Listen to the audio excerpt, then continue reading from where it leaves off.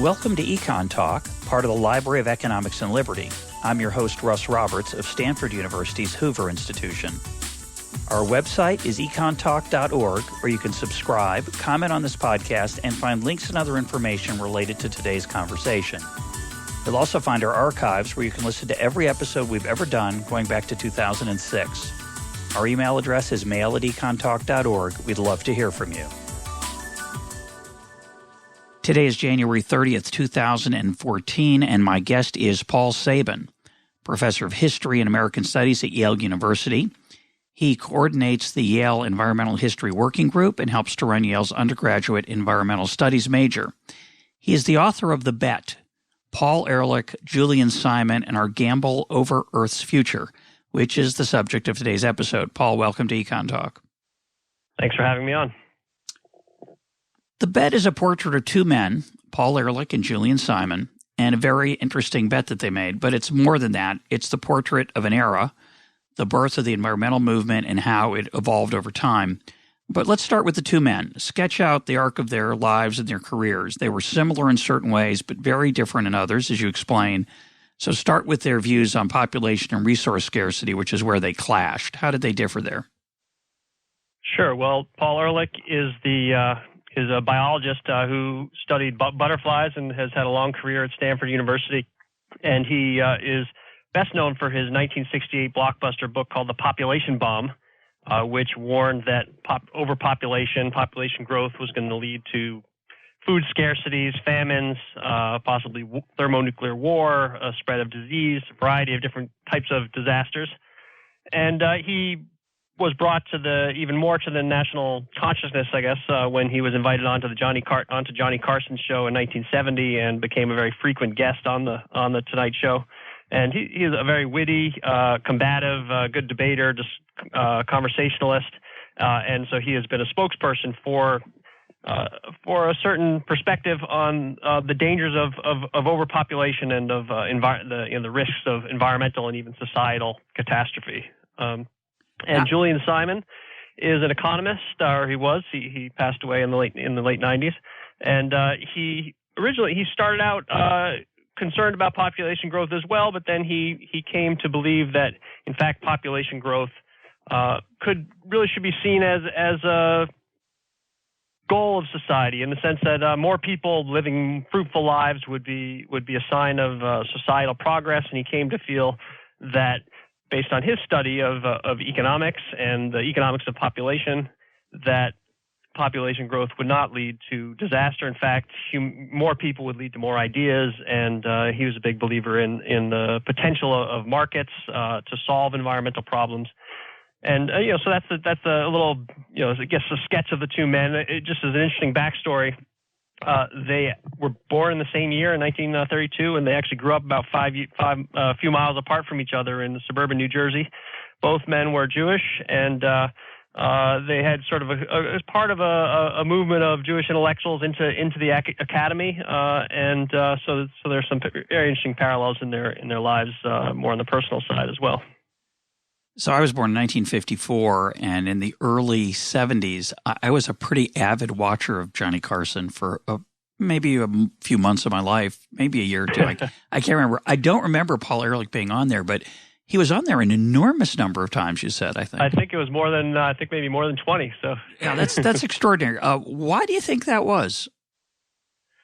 You usually don't don't get that many biologists on the Johnny Carson show. No, you don't, and so I mean that's really one of the the distinguishing characteristics of Paul Ehrlich is his wit, his conversational style, his energy that he brings to the presentation of his point of view, and he was a very engaging speaker and debater and discussant, and I think Johnny Carson just liked having him on there, and the other aspect was that Carson actually believed, sided with Ehrlich on the issues and thought that population growth was a very significant problem, and he wanted to have Ehrlich on to talk about population and environmental issues. Talk about the men's personalities. In certain ways, they had some things in common. I think so. I think so. They both were passionate intellectuals, workaholics, really dedicated to their scholarship. Although at the same time, both men also believed that they wanted to have an impact beyond the scholarly realm and sought to have an impact on public policy and public debates about the issues that they were concerned with. I write in the book about how, in some ways, I started the project thinking that these two men would be so different from each other because they took such different positions on the issue of population growth and resource scarcity. But I came in the end to think that they had a lot more in common than I had realized at the outset, in that they both really took very strong positions, and they were very good at articulating their perspective, but not as good at incorporating dissonant voices or contrary perspectives. And so I sort of set them out as being representative in some ways of the growing polarization of discussion around environmental problems in the United States, and that they both fed into that in a sense in the way that they approached sort of the verbal combat of the public realm.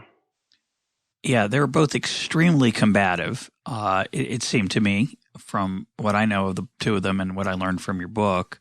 And that seems, well, later we'll get into how that continues today, but it clearly started the combativeness and the lack of curiosity about why you might be wrong seemed to be clear in both men. They both were very self-confident.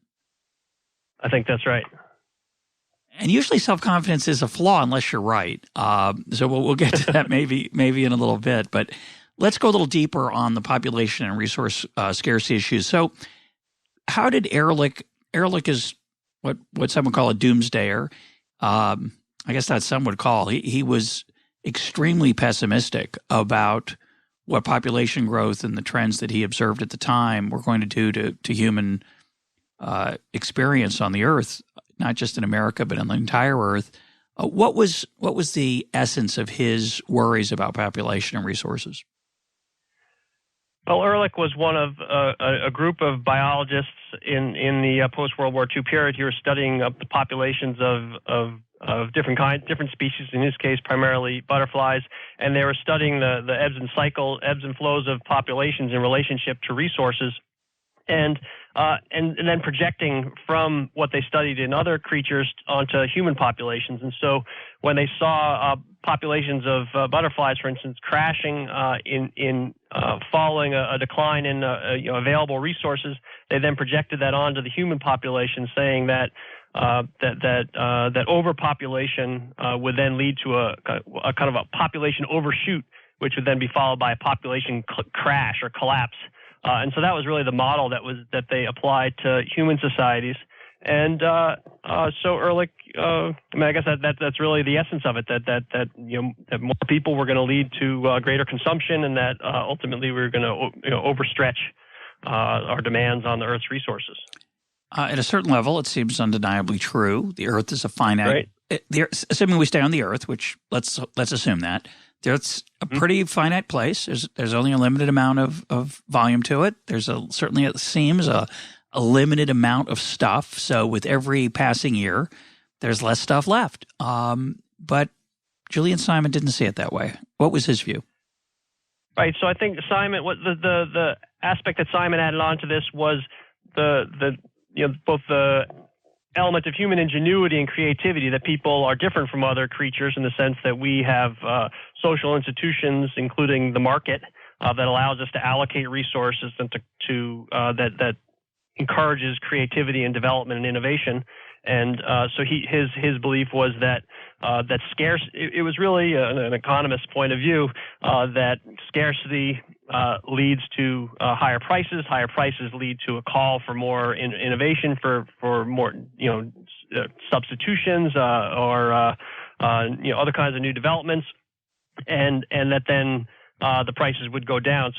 So rather than seeing sort of a linear decline from going from abundance to scarcity, Simon had a more malleable model of abundance and scarcity being in dynamic relationship with each other, and that this really depended on what he called the ultimate resource, which was the human mind, which allowed people to come up with new kinds of resources. And so he liked to talk about that, about how about the creation of new resources, that we that we don't resources aren't finite because we can find substitutions for them, alternatives to them, or ultimately we can find other ways to create them. So in some sense, this is a clash between two worldviews. And maybe we'll talk later about peak oil, but a lot of listeners out there urge me to read about peak oil and become more familiar with the arguments. And I tend to respond with a Simon-esque argument that we're always running out of oil. The peak part of it isn't what's important. What's important is that there isn't enough to go around anytime. We'd always like more of it. We'd always like to use energy in different ways if it were cheap. It's not cheap, of course, and as it gets scarcer, the price tends to rise, and as you point out, we tend to find substitutes. So I've always been skeptical about the importance of peak oil, and I think the engineers, the geologists, and those who are worried about resources, and in the case of Ehrlich, the biologists, have a very different way of looking at this problem relative to the economists. Both men weren't alone. A lot of other people supported Ehrlich. A lot of other economists supported Simon's view, but going back to your summary of Simon, which sounds nice, substitutes, markets work, innovation, what would Ehrlich's response have been to that? What did he say in response to the economists' confidence that human ingenuity would overcome these problems? Well, I think that's really gets to the interesting divergence in their worldviews, and it's really about a world historical view. Because Simon would look back and say, over hundreds of years and say, look, we've been able to continue to lower prices and to continue to innovate. We haven't, Malthus was predicting we were going to run out of food hundreds of years ago, and now we're feeding billions and billions more people. And so looks back and says what happened in the past is going to continue into the future. Whereas someone like Ehrlich thinks about a linear view of history in the sense that his belief that we're coming to the end of a phase of history. Fueled and particularly by fossil fuels, but also by other resources that humans have called upon from the planet, and that we're coming to the end of that. We're now going to run out. That this abundance can't continue. And I think it's a very interesting question and kind of bet about the future about how we should think about where we are right now. Is this the end of a long period of time of abundance that was just a one-time thing, or is this kind of an ongoing ability to continue to generate new resources? So I think Ehrlich's response, to get back to your question, Ehrlich's response would be to say, that worked in the past, but it's not going to work in the future. The science can't keep up with the demands that there are. We can't keep the planet can't produce as much food as is going to be needed. That we're essentially living on the capital rather than on the interest of nature's capital on the planet, and that it just can't be sustained. That it's been a one-time boom, basically, that is going to come to an end.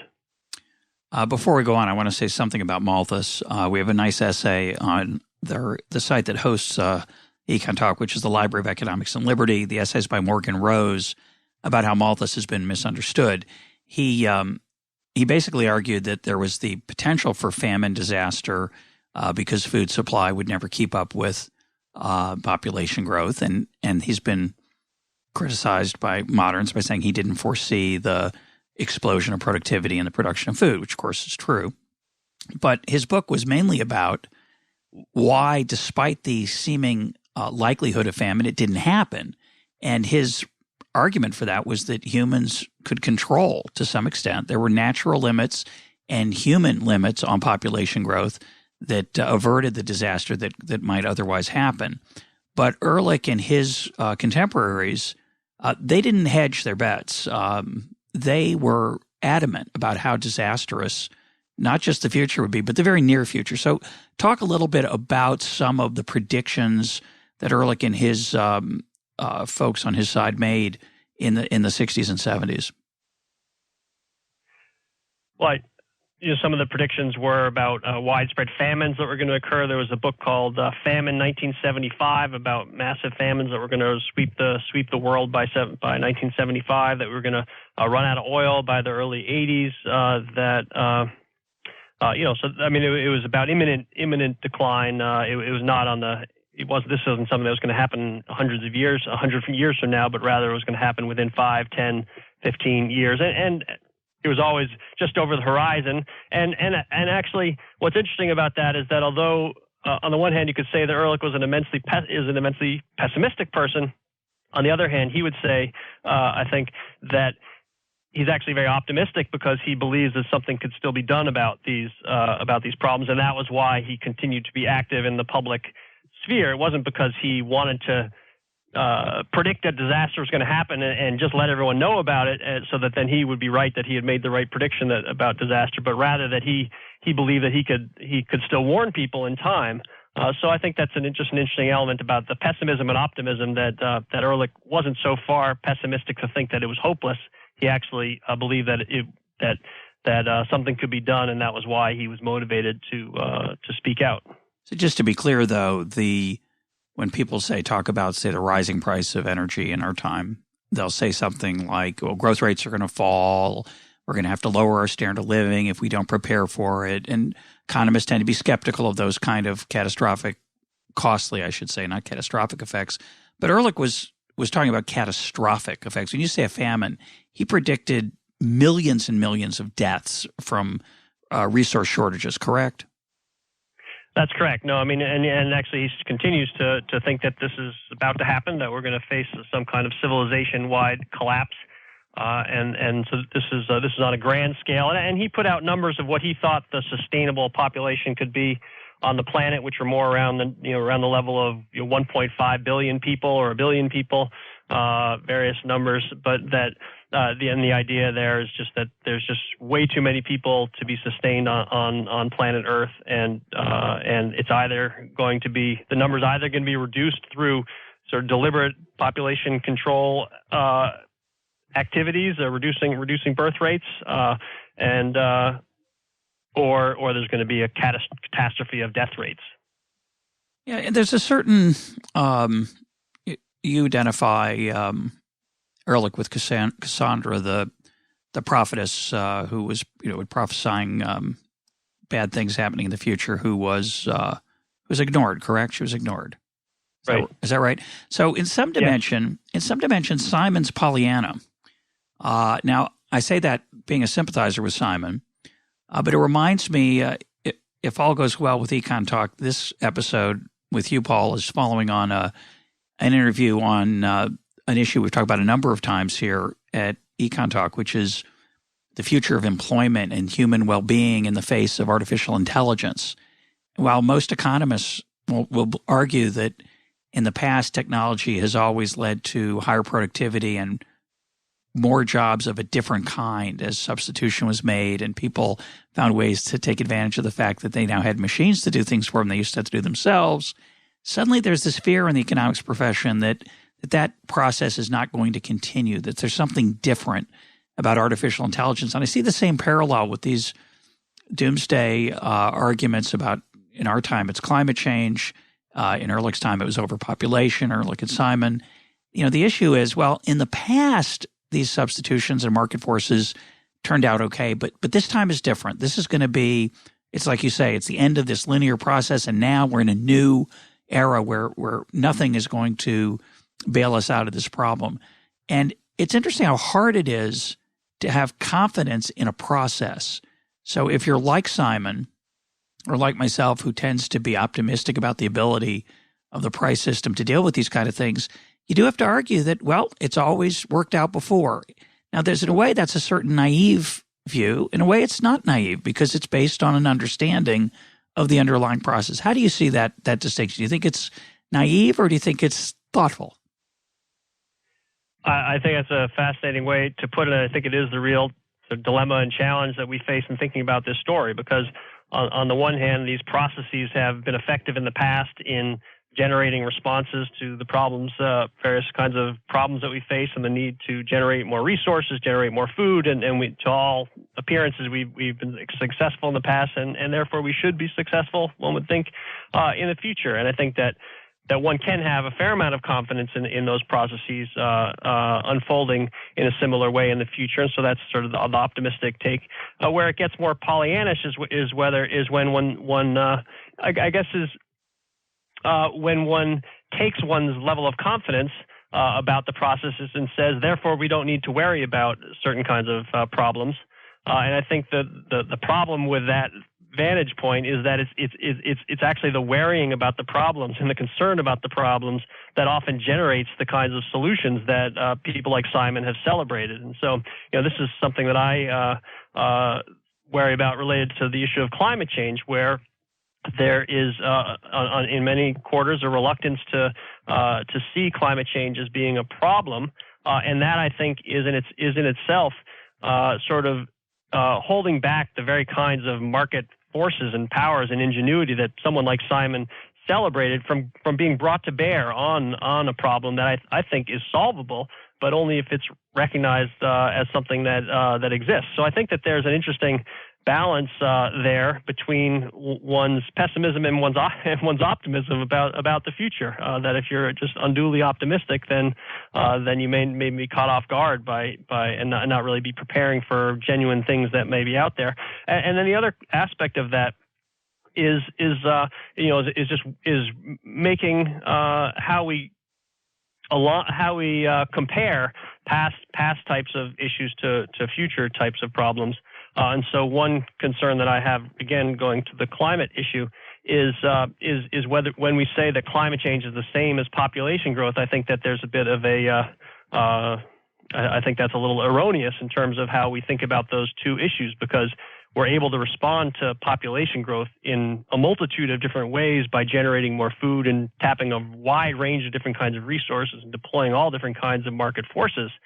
Whereas climate change is external to the economy to a large extent, and so without some societal force to bring into the economy, there's really no market pressures that are going to be brought to bear, except in the area of adaptation, where, of course, if the climate changes, people will adapt in a variety of ways, but not in mitigation. So sorry to be a little long-winded on that. No, but that's I think very well it's a very said. interesting issue. Yeah, it's very well said. I had a similar thought as you were talking about it, which is that there's a big difference between market forces, using market forces, or a better way to say it would be using incentives. So a policy change we could put in place if we're worried about climate change is a carbon tax that would change the incentive to use carbon-based energy, say. That's not a market response, though. The market response, because, as you point out, it's a global phenomenon. It has huge external effects, so it's not – the market itself isn't going to mitigate the problem. What the market's going to do is mitigate the effects of the problem, potentially. And again, that's the same debate that we're going to have about this, or we have about this issue, which is some of us are optimistic about the ability of humans to respond to it. And of course, if you think wildlife's going to be knocked out and there are going to be mass extinctions because of climate change, the fact that we can cope with that through, say, three-dimensional holographic experiences of fake wildlife, that's not very comforting. I don't like that. That's not appealing. If that's the nature of it, it's going to be a bleak and unsatisfying future.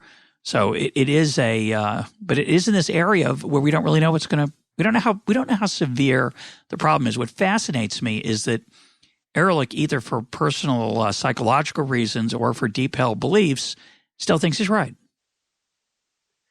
Well, that's correct about the population and resources issue. I think that he does still feel that he's right, although I think he has shifted also to a concern about climate as a new fear. But I think that is right, and it's a bit of a frustration of mine with and I have this frustration with both sides of the conversation here, which is, again, going back to where we started at the beginning of, which is the unwillingness or reluctance to hear the other side, to listen, and to try to figure out how to develop what I view as a more complex and integrated worldview that takes into account both the insights of Simon into the function of the economy, Simon and the economists into the function of the economy, and also the insights of people like Ehrlich into the way that we're transforming the planet. That we are having a broad-based, wide-ranging impact on the planet. Now, both men had considerable influence on public policy and on political debate. Let's start with Ehrlich. He and the environmental movement in the late 60s and early 70s had some tremendous policy successes. Well, I think that's right, and I mean, it was one could attribute it to Ehrlich, but also to a broad, much larger number of people. And most of his policy successes, to be more precise, weren't really centered on the population growth, resource scarcity. They tended the policy successes of the environmental movement tended to focus more on air pollution, water pollution. The land management questions about how to manage the national forests, toxics, things like that. So they were actually in a much more pragmatic zone of activity than in the kind of big, broad question about the fate of humanity. And so Ehrlich actually came under some criticism from some more policy-oriented people about how can you come up with ways to solve the problem of air pollution with taxes and emissions credits and things like that when someone is predicting the apocalypse is about to happen. And so there's an interesting question, I think, for historians to wrestle with about how did the more extreme more extreme perspectives of someone like Ehrlich contribute to the more pragmatic policy advances that were occurring in Congress and in the state legislatures. And so I think it's an open question about how those two things were related to each other. And also then when one thinks about the reaction to the environmental legislation of the 1970s, how much of the reaction was to the pragmatic aspects of the legislation, and how much was it to the sweeping claims that people like Ehrlich were making about imminent doom and all that. So when one thinks about the reaction, how much, which was the real genesis of it. Talk about the principles of Jimmy Carter and the Carter administration and how they were buffeted by these political wins, sometimes with some success on their part, but often leading to some really unpleasant political consequences for Carter and obviously in the 1980 election. So talk about the Carter administration and then how how Ronald Reagan opposed some of those ideas. Right. So I see Carter and Reagan in some ways lining up, not exactly, but lining up to some, with the Ehrlich-Simon divide. And I sort of think that's interesting too, because Ehrlich and Simon made their bet the actual bet they made was in 1980, right around the time when the election was happening. And so that's striking. So Carter was a real believer in Ehrlich's point of view, the threat of scarcity he really put energy policy, the idea that we were going to run out of oil or that we risk that at the center of his presidency is one of the main issues that he was grappling with. And so I think that he was trying to bring that sensibility of limits and the need to make do with less, learn to live with less into his presidency, with mixed success. Obviously, many political challenges in trying to do that. More symbolically, he did it as well. With wearing his sweaters and long underwear and turning down the heat in the White House. There's a funny story that tell in the book about how he turned down the air conditioning in the White House in the summer, and it was so hot that some of the people would put their lamps next to the thermostats in their offices to try to give it the impression that it was even hotter than it was, to try to get the air conditioning to turn on. But so symbolically and politically, he embraced the Ehrlich view. Now I should say though that again, this is the president who's at the center of many conflicting political pressures, and so Carter also was a deregulator, an early deregulator related to some of the different aspects of the economy, appointing Alfred Kahn to be head of the Civilian Aeronautics Administration, for instance, to try to start deregulating the airlines, and so it's not such a hard fast lineup between the Carter, I guess, is a complex political individual, I guess to say. So, but Reagan is interesting as in response. When he announced for president, he denounced people like Ehrlich and also the authors of the study Limits to Growth that had come out in 1972. He denounced anonymous experts who said we had to learn to live with less. And on the campaign trail, he responded to a report that came out at the end of the Carter administration called Global 2000, which predicted a wide variety of different kinds of disasters that were expected by the year 2000, and Reagan said, we don't need to worry about those things, and he kind of referenced Malthus and said that, well, we had pesticides and fertilizer and things like that allowed us to produce more food. So Reagan really lined up on the other side there, and that and embracing Simon's type views of population issues. So let's move to the bet itself. It's quite an extraordinary moment in intellectual history, really. I don't know. There must be some precedent for it, but here are two public figures widely associated with extremely different views, and somehow they came to put their money where their mouth was. So how did that come about? It is a rare thing for that to happen. Usually people talk around each other or at each other, but to actually shake hands on a bet, or they didn't actually shake hands, but to agree on the terms of a bet is unusual. So it came about because Simon had for much of his career been sort of isolated, fairly marginal, working at the University of Illinois in Urbana, and he finally got out and published an article in Science that attacked Ehrlich and others as doomsayers, and saying that he criticized the tendency towards false bad news about the environment and about resources. Ehrlich responded, and then they continued this scholarly debate in another journal, the Social Science Quarterly, and Simon finally, said to Ehrlich, put your money where your mouth is. Let's make a bet. And so Ehrlich and two colleagues of his selected 5 metals to and what they did was they selected a bundle of these 5 metals. They had $200 worth of each of them, and they were nickel, tin, tungsten, chromium, and copper. And the idea was that they would wait for 10 years and to see whether the prices of those metals had gone up or down, and the loser would pay the difference. So say the bundle was worth $1,000 in 1980, and if they had gone up and doubled in price on average, then Simon would have had to pay Ehrlich $1,000 in 1990, and if they had dropped to an average of $500, then Ehrlich would have and his group would owe Simon $500.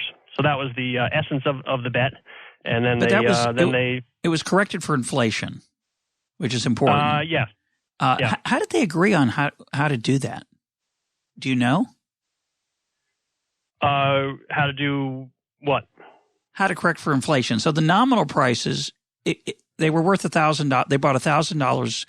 They bought a mythical $1,000 bundle of 5 metals, $200 of each one in 1980. If every price doubled, if every one of the metals doubled, they'd be worth $2,000. They'd cost $2,000 to buy that bundle in 1990. But they had to correct for inflation. They couldn't just. It wasn't the nominal increase in price that they bet on. They bet on the real increase. So right. They must have. I'm not actually sure what indexing they used to make the correction. It's good. That's a detail I was unable to uncover. That's a good. But let's. Okay, no problem. So what happened? In fact. Well, over the course of the decade, when it came around to settling up, the prices had fallen on average around 50%. Across all of them had fallen. And on average around 50%. And Ehrlich sent Simon a check for $576.07 in an envelope with no note. With no note, that's right. No congratulations. No congratulations. No, it was just he'd acknowledged that he lost, but wasn't going to go any further than that. And I think that it's interesting to understand why did that happen why did Ehrlich lose? And we should mention that in that decade, the world population rose from 4.5 million. Yeah, 4.5 billion to 5.3 billion.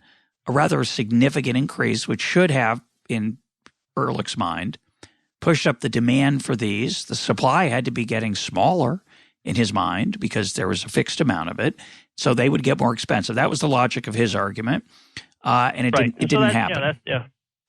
Yeah, right. So that was the logic. More people will lead to more demand, will lead to the prices going up, and so there will be a clear relationship between population and prices. And the decade showed that clear relationship actually wasn't so clear, and that there were other things going on. And so I think it's interesting to look at what some of those were. I mean, among them were developments in copper, for instance, where you had substitutions, the kinds of things that Simon had talked about, substitutions for copper. You had satellites, fiber optic cables. You had developments in the mines where related to labor strikes that had boosted prices at the end of the 70s being resolved. You had an international tin cartel that ultimately was broken and the prices came collapsing down. It was unable to be sustained. So there are a whole variety of different sort of market, both scientific developments, substitutions, and then new sources of supply that were brought online. So all of those things came into play. And it's important also to note, that they had made their bet at a historically high moment in commodity prices at the end of the 1970s, and so it was a supremely poor time to in retrospect, to take Ehrlich's side in the bet. Well, you have a fabulous chart in the book that shows the index of those 5 metals from 1900 to 2008 or 2010. So roughly a century of price behavior that we have data on, and I'm sure there's maybe some flaws about how that's measured. It's a challenge, but it's the best you can do, I assume. And what's fascinating about it is as you point out, there are many decades between 1900 and 2010 where Ehrlich would have won the bet. Well, that's right. And if you were to go back and to redo the bet from 1900 to 1910, 1901 to 1911, et cetera, so every 10-year period, Ehrlich actually would have won the bet 63% of the time. So it is another reminder for people who favor Simon's point of view that he wouldn't always have won this bet, and so it's a little misleading to take this one bet as a statement of the larger point. At the same time, even Ehrlich's the 63% is a little misleading too, because much of that increase was following a plummeting of commodity prices after World War I, and then just sort of a slow return to higher levels over the course of that of that time period. There's a 60-year World War I. Yeah, there's a 60-year period, 1920 to 1980, where the prices of the 5 metals basically doubles. But what's striking to me, what I found fabulous, the reason I love the chart, is that Simon's view, if you want to caricature Simon's view, you'd say, well, human ingenuity always makes stuff cheaper and cheaper. And if that were true, if that were the only thing that mattered, then you'd see a slow, steady decline over time for these 5 metals as we got better and better at getting them out of the ground, despite the fact that their remaining amounts are getting smaller. That's not what you see. What you see is a wild, zigzagging dance with long periods of increase, steep plummets, et cetera, et cetera. But what's overwhelming, what's fascinating to me is that between 1900 and 2010, it's pretty much unchanged. So after all of that stuff, and after the world population, I don't know the numbers off the top of my head, but by 2010, it's 7 billion. And then I don't know what it was in 1900, maybe a billion. I don't know. It was a small answer, much smaller. The world price stayed constant, roughly. That is, human ingenuity basically canceled out the fact that the remaining supply was harder and harder to get to and was scarcer. Right. So I mean, I think that is the genesis of our question about the future. The bet about which of these two competing elements will prevail going forward, or whether it'll just remain in some sort of level balance related to that.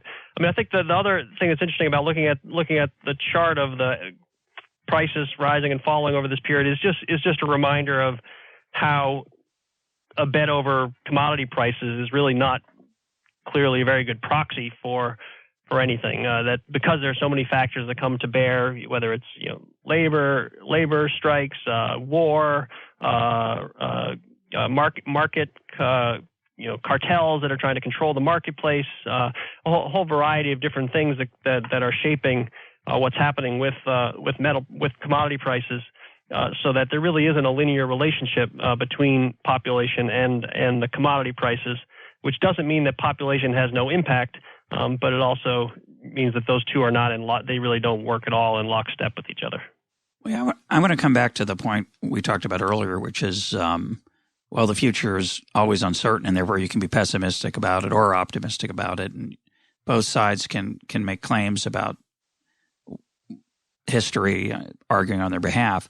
Having said that, the fundamental argument, and this may be just my bias, so I'm going to let you as a somewhat objective observer respond to this. The fundamental argument on the part of Ehrlich that human population growing versus a fixed amount of natural resources, that argument is simply wrong. It's logically wrong. It's easy for China and India to get more and more populous and be more and more prosperous. Now, it's possible that at some point there's going to be this. You have to argue there's some threshold effect.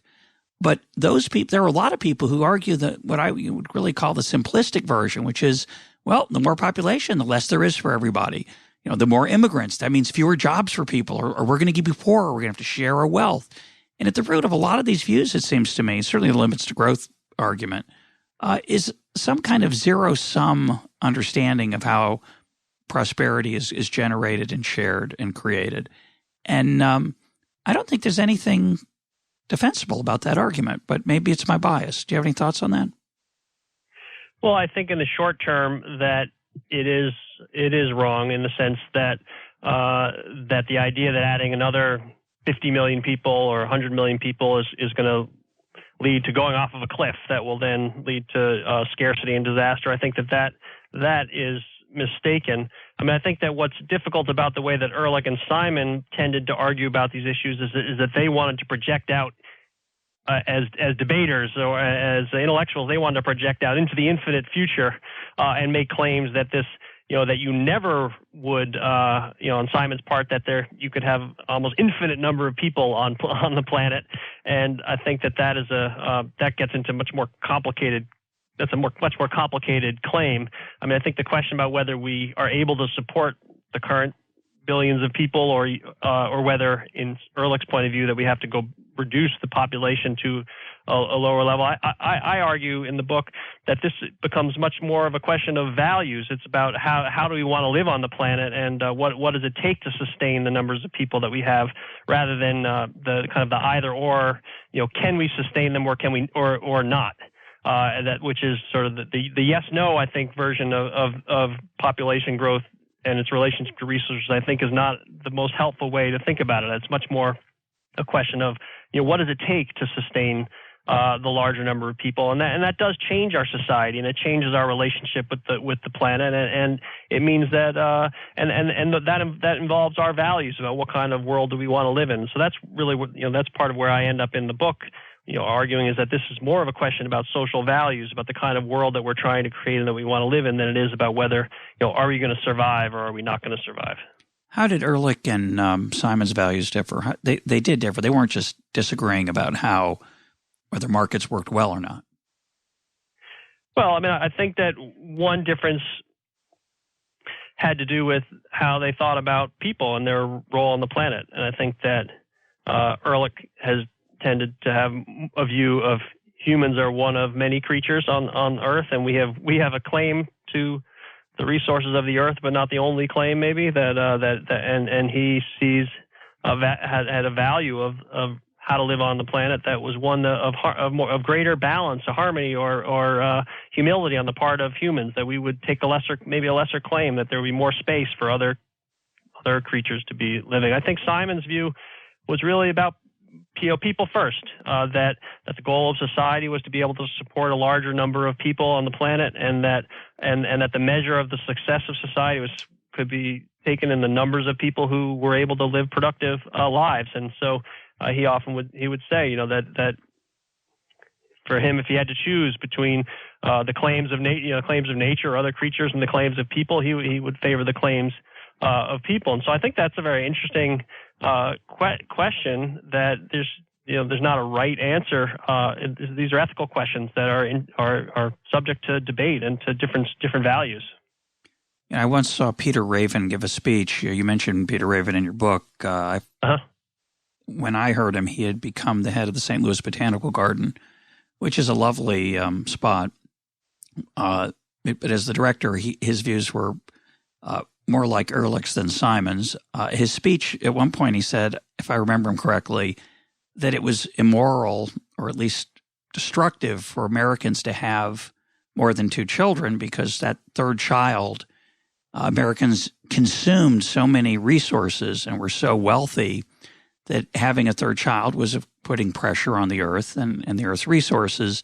And the implication, if I'm being fair to him, was that there'd be less for everyone else. And I asked him, I told him that I was from a family of 3 children, and that my younger brother, who was a extraordinarily delightful and entertaining, he could have been a criminal, I guess, and then it would be a tougher argument for me to defend. But I said my younger brother is warm and loving and gives me a lot of pleasure, and I think his parents and his friends, and he seems a fine fellow. Are you suggesting that somehow he's a net negative because he makes a good living in the United States, which he does?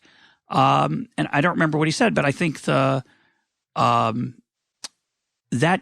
perspective, there's a biological question there. Does an extra American make the world a poorer place? And I think the answer is no. Some people think yes, but there's more than that. There is this human side that some people give value to and others less so, about this contribution that a person makes above and beyond his effect on the Earth's carrying capacity. Well, I mean, I think that encapsulates a real difference between Ehrlich and Simon right there. I mean, Ehrlich, a lot like Peter Raven, spoke a lot about the problem of Americans as super consumers, that they were consuming 10, 20, 50 times as much maybe as someone born. This is 30 or 40 years ago, but someone born in India or China, so that controlling population growth in the United States would have more of an impact in lessening human demands, consumption demands than even overseas. And the one thing I would give them credit for that was that of some level of taking responsibility for American consumption and not just projecting it out externally onto other countries, saying those people over there need to reduce their population. And so there's a sense of responsibility taking for the American impact and American consumption. So I think that there's something to be commended there in that. But I think there is again a debate there. Yeah, Simon was much more. He spoke about the idea that who's to say whether the next person is going to be a Michelangelo, an Einstein, or even just someone who is going to leave a happy, productive life. And so he favored the idea that each new life was a blessing. I think Ehrlich's view was more that the people who were alive, that they had claims, but that the people who didn't exist or weren't being brought into existence, that we didn't have to feel that they had a claim to being brought into the world. That it was more, he would ask, how many people do we need? What to have a good society? What's the right number? And so it's an interesting. That's again very interesting ethical debate. And Ehrlich certainly, I think, contributed to shifting attitudes in the United States towards family size and how many people to bring into the world. In the 60s and 70s, people starting to have the idea that they would have smaller families. There are both economic reasons why they were doing that, but also I think questions about how many people they thought they were sort of entitled to bring into the world. I think that was a cultural change that took place. Yeah, coming back to my brother for a moment, who is a fine fellow. I'm glad that your brother exists. It's good. Yeah. I'm sure there may be some people who disagree, but as far as I know, their number is small. But what I was going to say is that I think Simon's point, which just to make it clear that he wasn't just making a point about resources, that my brother coming into the world didn't make the world poor. It actually made it richer. The fact that he lives an American lifestyle, or would live and is living an American lifestyle, isn't bad because he's producing a lot. He's adding an extra brain. And that's the ultimate resource. And to look at what's going on, at the fact that he eats, say, hamburgers and uses up grassland is that doesn't tell the whole story. Right. So, and Ehrlich and I think many environmentalists would sort of disagree with that kind of Simon's vantage point there. And I think that is part of looking at the global demand on resources and what's happening with the fisheries, what's happening in the clearing of the Amazon forest to produce beef. All of the various ways in which our escalating consumption has led to tremendous pressures on the planet, and with in some cases pretty devastating consequences for other species. And so I think that that the Simon view that each individual coming into the United States, contributing to the economy, expanding the economy, well, that may be true in some ways, from that they're contributing and they're bringing new ideas and they're productive individuals. But at the same time, the Ehrlich view, environmental view, there is we have to look at what is the sum total of all of this, of sustaining all of these people. What is it doing to the planet? And there are lots of metrics that you could look at to say, that the stresses, the strains that the planet is under right now are very substantial, and that there have been very significant consequences. It's a shame you can't interview the Earth and find out how she's feeling about what it, I think. how stressed out she is. But to give Ehrlich his due,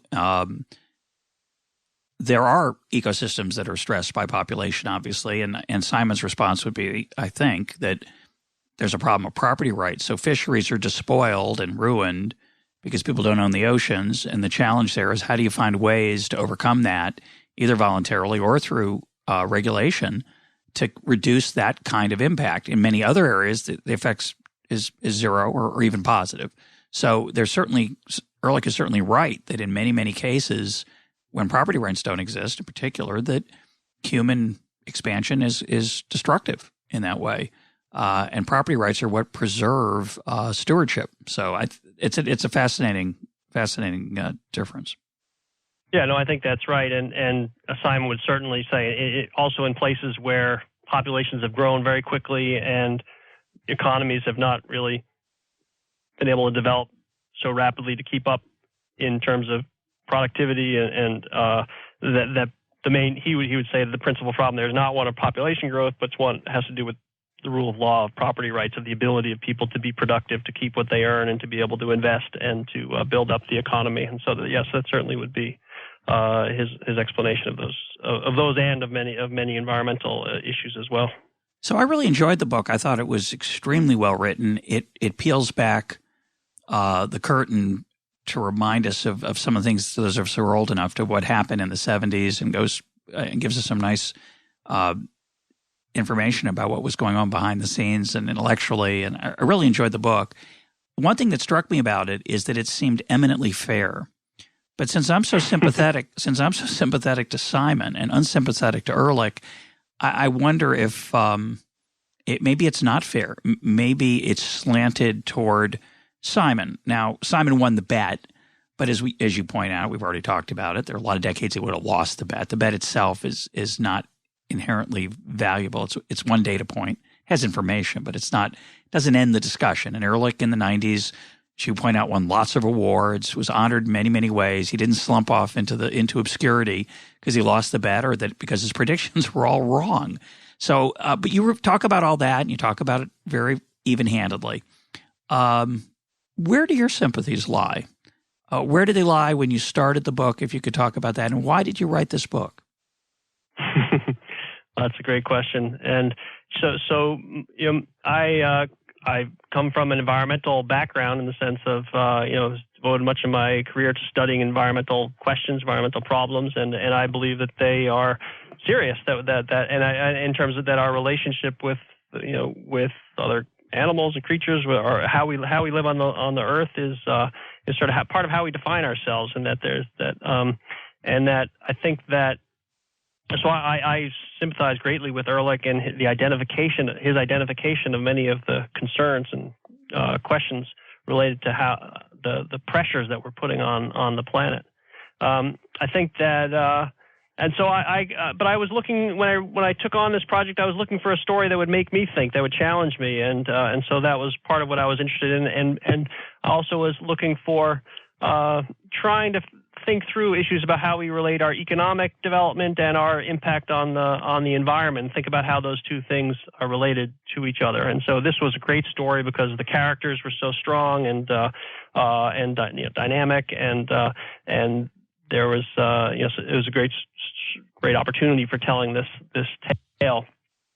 I mean, I think where what where I come out, and I tried very hard to be balanced through the book, and I guess what I was saying is that I think that we really need to find a way to learn from both of these individuals. So I don't actually side with entirely one or the other. I think that the insights that Simon and many economists have had in terms of the power of markets and adaptability are ones that I think environmentalists need to take more seriously and figure out how to incorporate into their thinking.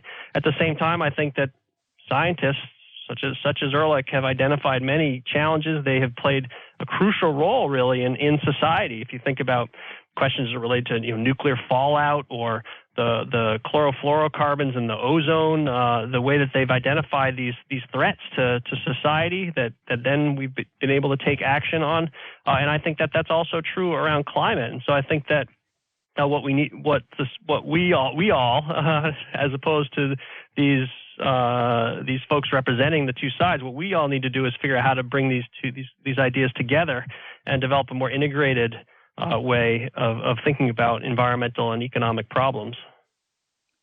Did your views get challenged, though? Did you find the experience of writing the book informative? I did. I did find it very challenging and very interesting in trying to hold it balanced. And it was interesting though because I come from an environmental bit of an environmental background. In some ways I was actually probably harder on Ehrlich than I was on Simon because it's easier to kind of go back and be critical of folks who are more on your. It's actually easier, sometimes easier to be critical of folks on your own side, or where you share values with you than it is because they're ones that you're trying to explain something to that you see. Whereas so I guess I think my new project that I'm working on right now on the history of environmental law and environmental regulation is much more in the pragmatic zone of environmental laws of the 1970s and regulation and their relationship to air pollution and water pollution. And I think that that's an area in which, in my view, that the environmental communities really contributed a tremendous amount to improving the quality of life for Americans and cleaning up the air and the water at much, much less cost than was feared by many critics of those regulations. And so I think that that's another element of this story. Much of this debate between Ehrlich and Simon is at the big conceptual level of the future of the planet. But when we're talking much more pragmatically about just the quality of the air that we're breathing, I think there are different conclusions that we can draw on the different perspectives, the different sides of this story. If that makes sense.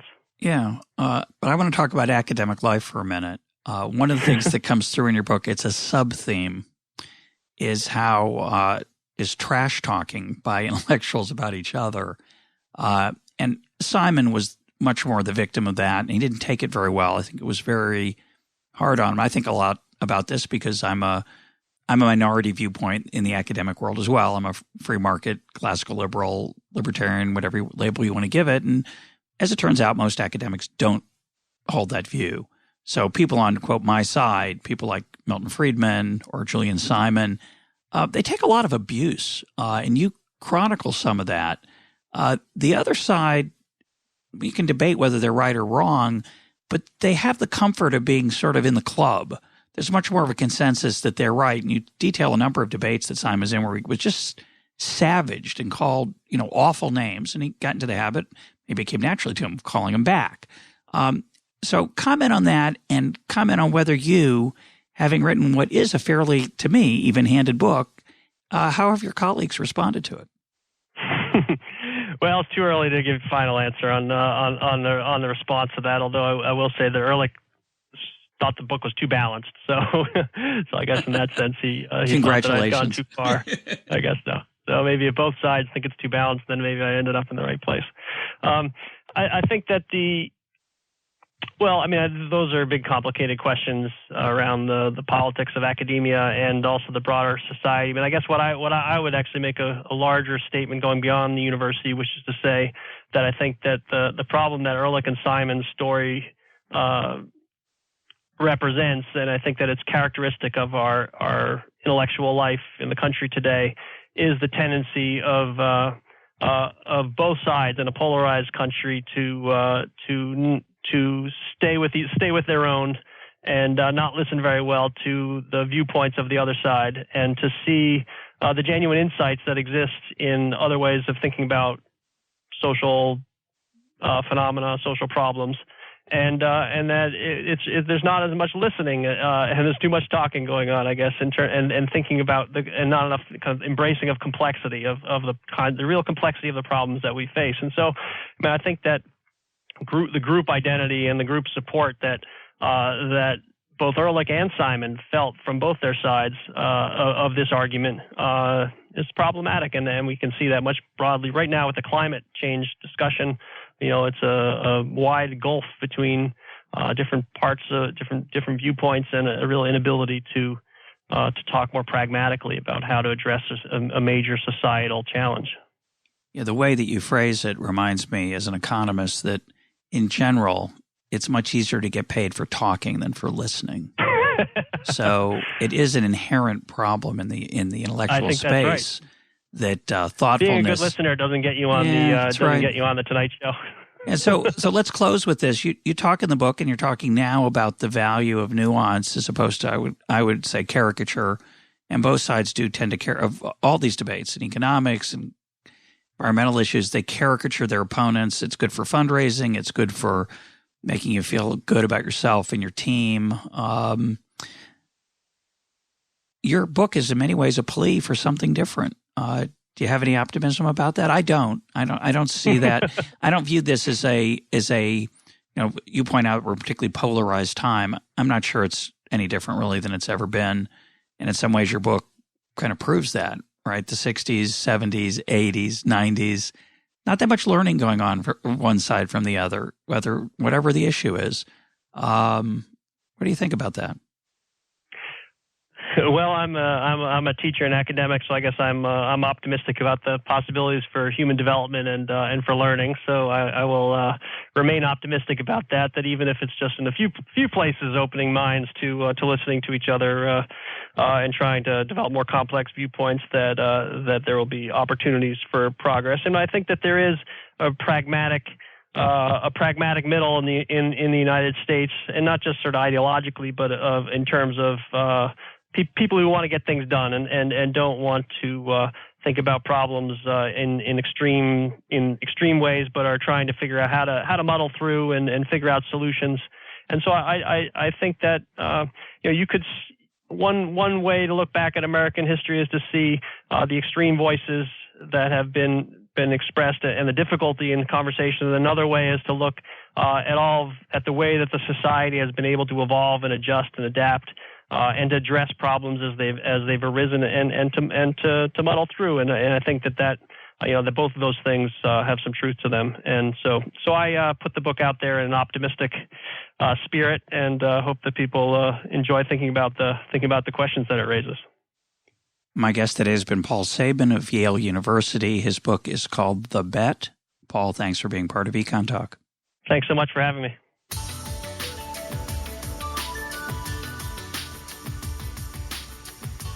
This is EconTalk, part of the Library of Economics and Liberty. For more EconTalk, go to econtalk.org, where you can also comment on today's podcast and find links and readings related to today's conversation.